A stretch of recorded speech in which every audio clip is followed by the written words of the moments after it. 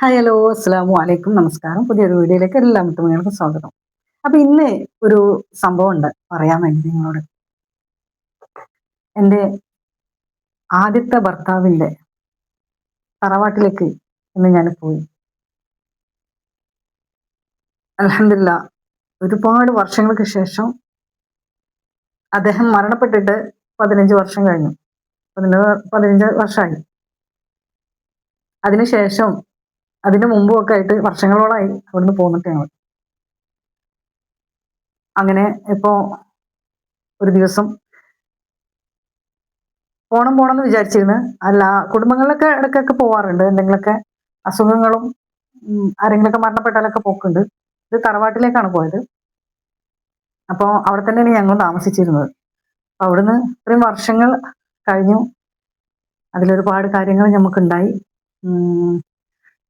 മക്കളും മക്കളെ കല്യാണം കഴിഞ്ഞ് മൂപ്പരെ മരണം കഴിഞ്ഞ് അസുഖങ്ങൾ കഴിഞ്ഞു വർഷങ്ങളോളം നമ്മൾ വിട്ടു നിൽക്കായിരുന്നു. അവരൊക്കെ വരാറുണ്ട്. കുട്ടികളെ ഭർത്താവ് സുഖമില്ലാതെ കിടന്ന സമയത്തൊക്കെ വന്നിരുന്നു. എനിക്ക് അങ്ങോട്ട് പോകാൻ പറ്റാത്ത സാഹചര്യമായിരുന്നു ആ സമയത്തൊക്കെ, ആൾ കിടപ്പിലായ സമയം. പിന്നെ അങ്ങനെ മക്കളെ കല്യാണത്തിനുണ്ട് വരാറുണ്ട്, വന്നിട്ടുണ്ട്. രണ്ടാളെ കല്യാണത്തിനുണ്ടായിരുന്നു അവരെല്ലാവരും. പക്ഷെ എനിക്ക് അങ്ങോട്ട് പോകാൻ പറ്റിയിട്ടില്ലായിരുന്നു. പിന്നെ മൂപ്പര് മരണപ്പെട്ടതിന് ശേഷം പിന്നെ ഒരു വല്ലാത്തൊരു യാത്രയായിരുന്നു.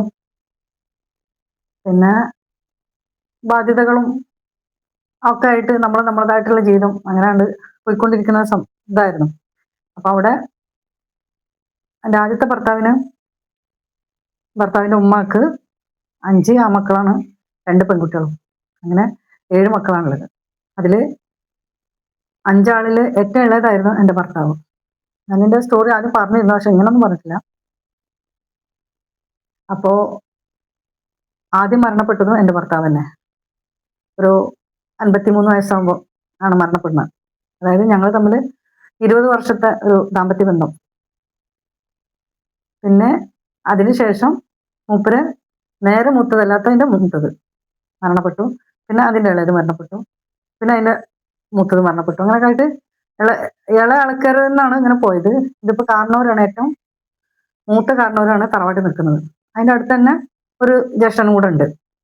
അതായത് ആ മൂത്ത ജ്യേഷ്ഠന്റെ നേരെ താഴെയല്ല, ഇക്കാന്റെ നേരെ മൂത്തതായിട്ടുള്ളത്, അതായത് ഭർത്താവിന്റെ നേരെ മൂത്തതായിട്ടുള്ളത്. അത് രണ്ടും അടുത്തടുത്താണ് താമസം. അപ്പം ആ ജ്യേഷ്ഠനും മരണപ്പെട്ട് ഒരു 15 ദിവസം കഴിഞ്ഞ്, ഒരു മാസത്തിനുള്ളിൽ തന്നെ അടുത്ത ആളും മരണപ്പെട്ട്. ഒരാൾ സുഖമില്ലാതെ കിടപ്പേന്, ചില മൂത്താള് കുറച്ചായി കിടക്കലെടുത്തിട്ട്. എന്താ പറയാ, ഇളയാൾക്ക് അത്ര ഒന്നും കാര്യമായിട്ട് അസുഖങ്ങളൊന്നും ഇല്ലായിരുന്നു. ആള് ഇങ്ങനെ ഇതേപോലെ ഷുഗർ നല്ല ഉണ്ടായിരുന്നു. അപ്പൊ സൈലന്റ് അറ്റാക്ക് ആയിരുന്നു. അങ്ങനെ മരണപ്പെട്ട സമയത്ത് ആദ്യം ഇക്കാക്ക മരണപ്പെട്ട സമയത്ത് ഞാൻ ഇതേപോലെ അറിഞ്ഞിട്ടില്ലായിരുന്നു. മരണം അറിഞ്ഞു പിടിച്ച് വരുമ്പോഴത്തേന് മയ്യത്തെടുക്കലും കഴിഞ്ഞു. കാരണം അത് പെട്ടെന്നുള്ളൊരു മരണം അതിന് സമയം വെച്ചില്ല. സുഖമില്ലാഞ്ഞിട്ട് ഇങ്ങനെ ഹോസ്പിറ്റലിൽ വെറുതെ ഒന്ന് പോയതാണ്. ഗ്യാസ് ട്രബിൾ ആണ്, ഗ്യാസിന്റെ പെയിനാണെന്നൊക്കെ പറഞ്ഞിട്ട് അങ്ങനെ പോയതത്രേ. അവിടുന്ന് അവര് നോക്കിയപ്പം എന്തോ വേരിയേഷൻ വന്നപ്പം മെഡിക്കൽ കോളേജിൽ വിട്ടതാണ്. അവിടുന്ന് അങ്ങനാണ്ട് സുഖമില്ലാഞ്ഞിട്ട് പിന്നെ ആള് പിന്നെ വരുന്നത് മയ്യത്തായിട്ടാണ്. അപ്പൊ പിന്നെ അതിനനുസരിച്ച് മഴയും ഇതൊക്കെ ആയത് കാരണം പെട്ടെന്ന് തന്നെ മയ്യത്തെടുക്കേണ്ട ഇത് വന്ന്. ഞാൻ വൈകുന്നേരമാണ് അറിഞ്ഞത്. അപ്പോഴത്തെ മയ്യത്തെടുക്കൽ കഴിയുകയും ചെയ്തു. അപ്പൊ എനിക്ക് പോകാൻ പറ്റില്ല. പിന്നെ പോണം എന്ന് വിചാരിച്ച് നിൽക്കായിരുന്നു. അപ്പൊ ആ ഒരു വിചാരിച്ച് നിൽക്കുന്ന സമയത്താണ് എനിക്ക് ഒരു വയനാട്ടിലേക്ക് ഒരു പോക്ക് ഉണ്ടായിരുന്നു. അപ്പോൾ ഞങ്ങൾക്ക് അത്യാവശ്യമായിട്ടൊന്ന് പോകാനുണ്ടായിരുന്നു. രണ്ടാം ഗ്രൂപ്പ് ഒന്ന് പോവായിരുന്നു. അപ്പൊ അങ്ങനെ പോയി അവിടെ വയനാട് എത്തി ചുരം കയറി മേലേക്ക് കയറണുള്ളൂ. ആ സമയത്താണ് ഒരു കോള് വരുന്നത്. അപ്പൊ ഇങ്ങനെ ഇക്കാക്ക മരണപ്പെട്ടിരിക്കണെന്ന് പറഞ്ഞിട്ട്, നിങ്ങൾ അറിഞ്ഞില്ലെന്ന് വെച്ചു. ഞാൻ പറഞ്ഞു അറിഞ്ഞിരുന്നു, അന്ന് മയ്യത്തെടുക്കൽ കഴിഞ്ഞ അതല്ല, ആ കാക്കല്ല, മൂത്ത കാക്കപ്പം മരണപ്പെട്ടിരുന്നു. അവിടെ എത്തുകയും ചെയ്തില്ലേ. പിന്നെ നമുക്ക് തിരിച്ചു വരാൻ അവിടെ ഏതായാലും പോയ കാര്യങ്ങൾ നിറവേറ്റിട്ട് വേണമല്ലോ തിരിച്ചു വരാം. തിരിച്ചു വരുമ്പോഴത്തേന് ഞങ്ങളൊരു 10-12 മണിയൊക്കെ 11:30 ആയിക്കണേ ഞങ്ങള് പിന്നെ താമരശ്ശേരി ചുരം ഇറങ്ങി വരുമ്പോൾ. അത് കഴിഞ്ഞ് പിന്നെ ഞങ്ങൾക്ക് കോട്ടക്കൽക്കാണ് ലോഡ് വരുന്നത്. ലോഡ് എന്ന് പറഞ്ഞാൽ മീൻസ് ബസ്സിനാണ് ഞങ്ങൾ ഇട്ടിരുന്നത് അവിടുന്ന്. അപ്പോൾ ബസ് വരുന്നത് കോട്ടക്കൽ വഴിയാണ് പോകുന്നത്. അപ്പൊ പിന്നെ അവിടെ പോയി നിൽക്കണം. അവിടെ പോയി ഞങ്ങൾ അവിടെ നിന്നാല് വേറെ ഇവിടുന്ന് വണ്ടി ആപ്പാ വിളിക്കുക. അപ്പൊ ആപ്പക്ക് കയറ്റി സാധനം കൊണ്ടുവരാന്ന് വിചാരിച്ചിട്ട്. അപ്പൊ ഞങ്ങൾ നേരെ അങ്ങോട്ട് പോയി. ഇപ്പൊ വീട്ടിൽ വന്നിട്ട് തിരിച്ചാണ്ട് പോണത് ഇതല്ലല്ലോ. അപ്പൊ ഇവിടുത്തെ മയ്യത്തെടുക്കൽ കഴിഞ്ഞിരുന്നു. മഴക്കായിട്ടും വേഗം ഒരു മയ്യത്തെടുക്കലൊക്കെ കഴിച്ചിരുന്നു. എന്തെങ്കിലും ആ മയ്യത്ത് വെച്ചുകൊണ്ടിരിക്കുന്ന ഒരു കാര്യം ഇല്ലല്ലോ. നമ്മളെ മരണപ്പെട്ടാൽ എത്രയും പെട്ടെന്ന് നമ്മൾ പിന്നെ ഇനി നമുക്ക് ആരാണ് കാണാനുള്ളത്? മയ്യത്ത് ആരെയും കാണാൻ കാത്തിരിക്കില്ല. നമ്മളാണല്ലോ മയ്യത്തിനെ കാണാൻ കാത്തിരിക്കേണ്ടത്. അപ്പൊ പിന്നെ അതങ്ങനെ പോയി. അപ്പൊ പോയിട്ട് ഇപ്പോ ഇന്നൊക്കെ 7ാമത്തെ ദിവസമാണ്. അപ്പോ ഇന്നലെ ഇതുപോലെ മിനിഞ്ഞാന്നൊക്കെ ആയിട്ട് ഇക്കാക്ക് വർക്കും പിന്നെ അതുപോലെ തന്നെ അവരെ വീട്ടിലും കുറച്ച് പ്രശ്നം ഇതൊക്കെ കാര്യങ്ങളൊക്കെ ഉണ്ടായപ്പോ ഓരോ പരിപാടികൾ ഉണ്ടായപ്പോ ആണ്ട് പോയി. അങ്ങനെയൊക്കെ ആയിട്ട് ഇക്കാക്ക് ഒരു വീട്ടിൽ പോകാൻ പറ്റുള്ളൂ എന്ന് വിചാരിച്ച് ഇങ്ങനെ നിൽക്കുന്ന സമയത്ത് രണ്ട് കൂട്ടരും കണ്ടുകൊണ്ട് വരാമെന്ന് വിചാരിച്ചു. അപ്പോ ഇന്നലെ മൂത്തച്ഛന്റെ ഒരു വിളി വന്നു.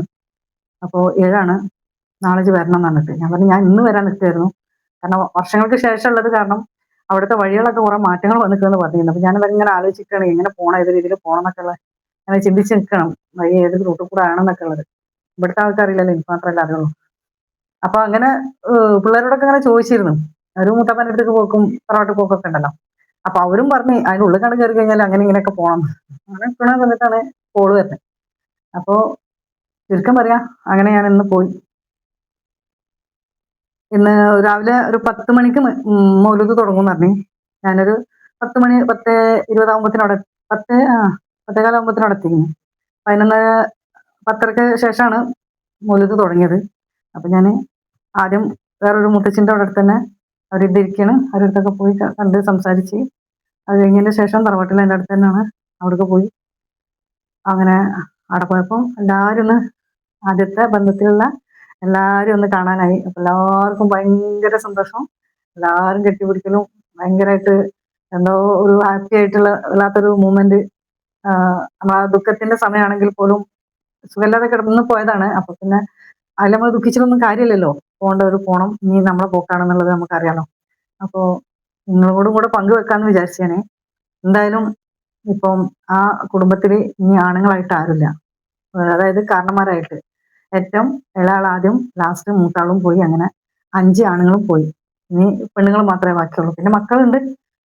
അത്രേനേ ഉള്ളൂ. അപ്പോ ഞാൻ അറിഞ്ഞെന്താ വെച്ചാൽ ഞാൻ അവിടെ പോയി അങ്ങനെ എല്ലാവരും ഒന്ന് കാണാനപ്പോൾ എല്ലാവരും പറഞ്ഞു ഇനി എന്ത് പരിപാടി നിങ്ങൾ വരണം, മിസ് ചെയ്യരുത്, ഇതാക്കരുത് എന്നൊക്കെ പറഞ്ഞു. ഞാൻ പറഞ്ഞു ഇൻഷാ അല്ലാഹ് മോന്റെ കല്യാണം ഉണ്ടല്ലോ, അപ്പൊ അതിലെല്ലാവർക്കും പങ്കെടുക്കണം, അടിച്ചു പൊളിക്കണം, ഞങ്ങൾക്ക് വരണ്ട്, ഞങ്ങൾക്ക് വിളിക്കണം എന്നൊക്കെ പറഞ്ഞു.